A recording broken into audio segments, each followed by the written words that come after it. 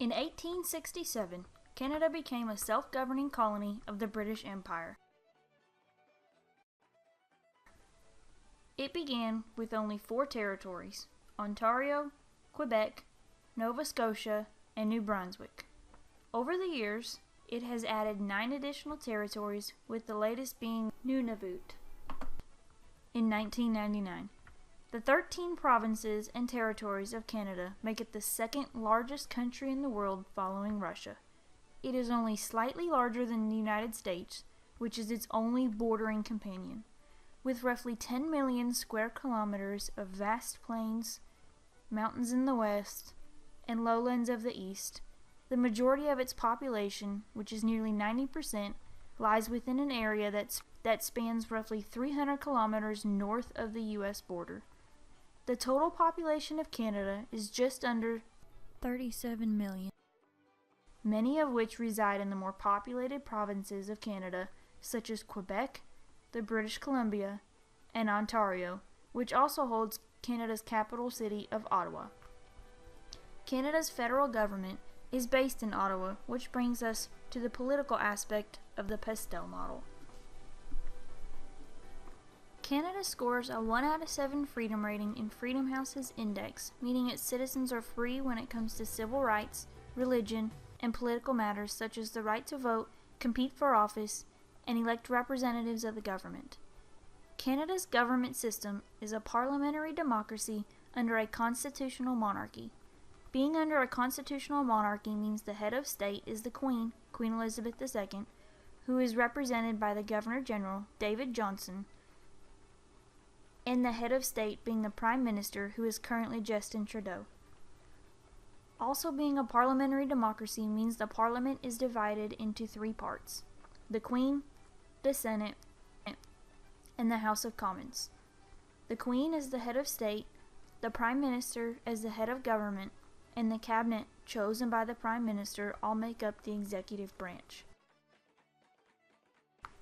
The legislative branch runs as a bicameral parliament, which is comprised of the Senate and the House of Commons. The judicial branch houses Canada's highest court, which is the Supreme Court of Canada. Canada's court system is responsible for ensuring enforcement of contracts is secure and holding a great record of independence and transparency, resulting in Canada having a relatively clean government. This means Canada has a high score on the Rule of Law Index, slightly averaging above the U.S., meaning the U.S. government may not be as strict with their contracts. Canada also scores high in Corruption Perceptions Index, again higher than the U.S. average, meaning Canada has fewer cases of corruption and prosecutes them more vigorously. Canada's political stability has continued to increase over the years, while the U.S. has recently begun to decline. Canada's political stability has increased since Justin Trudeau was elected as Prime Minister in October of 2015. He has strengthened trade relations with a large number of countries and is also working on limiting non-tariff barriers to trade between Canada's own provinces. This brings us into the economical aspect of the Pastel model. Canada has a market-oriented economy like the U.S. This means that the production is determined by supply and demand. Market-based economies attract entrepreneurs due to the ease and incentives to start a business with an innovative idea. Canada ranks a 78.5 on the Heritage Foundation's Economic Freedom Index due to its open markets, high rule of law, regulatory efficiency, and low tax burden. This allows citizens to have control over their own labor and property, and can run a business without the unnecessary government constraint. Canada also scores high on the Human Development Index. It has been relatively similar to the U.S. over the past few years. With Canada's universal healthcare system, the median age has risen to 42 years and a life expectancy of birth at around 82 years. Canada has an inflation rate of 1.4%, while the unemployment rate is 7.1%. Canada starts to differentiate more from the U.S. when it comes to a gross national income, which is the average of all income received by a country's individuals. While Canada has only gone from $500 billion in 1990 to $1.5 trillion in 2016, the U.S. government grew from $5.9 trillion to a staggering $18.7 trillion. The GNI per capita at PPP, however, is relatively closer between the two countries throughout the last 30 years, with the GNI per person for Canada being $43,420 and the U.S. being $58,030.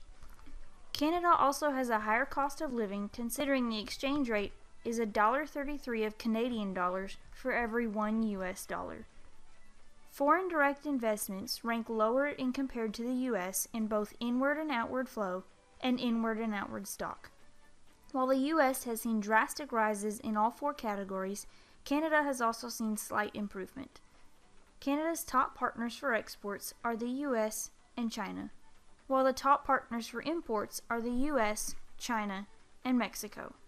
The 1994 North American Free Trade Agreement, or NAFTA, has dramatically increased the trade between the U.S. and Canada. Canada is now the U.S.'s largest foreign supplier of oil, electrical power, gas, and uranium.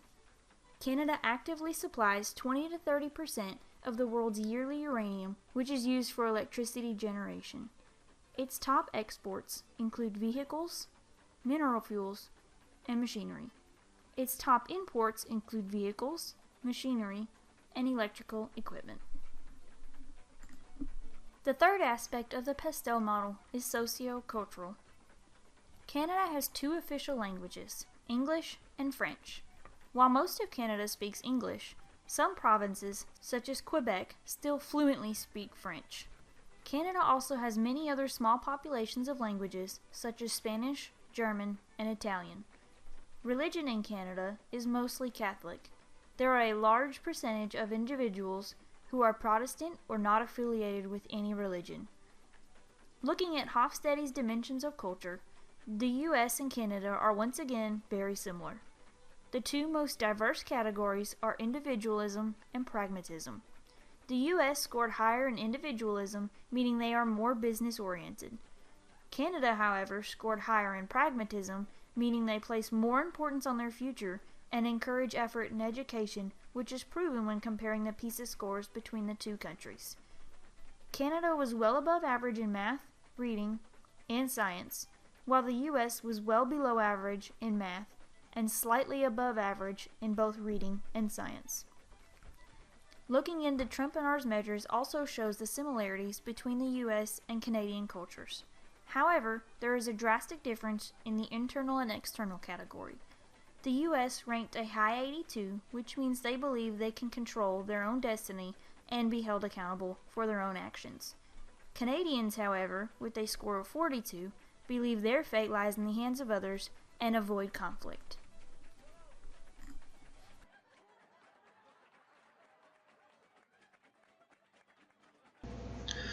For the technological portion of the Pestel analysis, we see that gross domestic spending on research and development as percentage of GDP is very similar to that of the United States, but on a smaller scale.